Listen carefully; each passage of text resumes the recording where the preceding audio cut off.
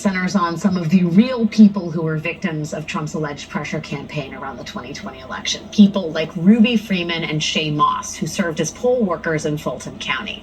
Trump and his allies accused these women of election fraud and subjected them to a public campaign of unyielding harassment. And the racist undercurrent of all that was not subtle. This is Shay Moss testifying to the January 6th committee in June of last year. Were a lot of these threats and vile comments racist in nature?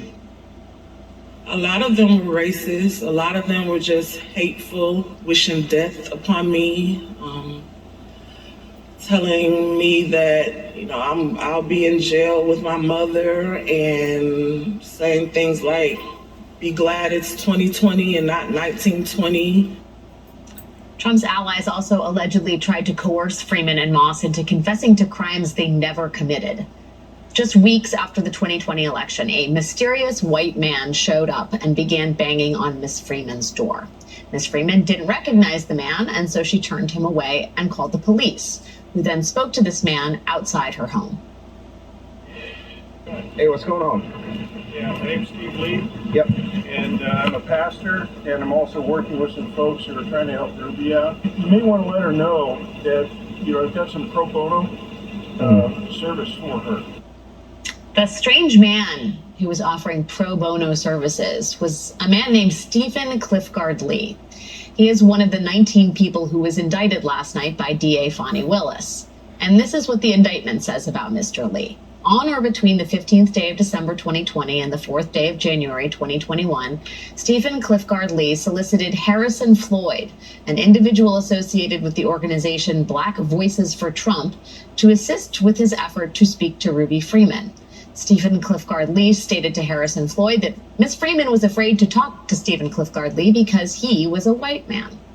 Apparently, after Ms. Freeman wouldn't talk to him, the white man, Mr. Lee, he called Harrison Floyd, the head of Black Voices for Trump. Mr. Floyd then tried to call Ruby Freeman. He tried several times, but he was unsuccessful. So he, in turn, recruited someone else, someone named Trevion Kuti, a Black publicist for the Trump-supporting Nazi apologist and artist Kanye West, who now goes by the name Ye. Now, in December of 2021, a spokesperson for Ye said the artist was not associated with Trevion Kuti when all of this went down. But it should be said that Donald Trump has repeatedly used Ye as a supportive black face to bolster his own extreme and incendiary politics. And Ye, at the same time that has happened, has drifted further and further to the right, openly embracing Nazism, anti-Black rhetoric, and Donald Trump.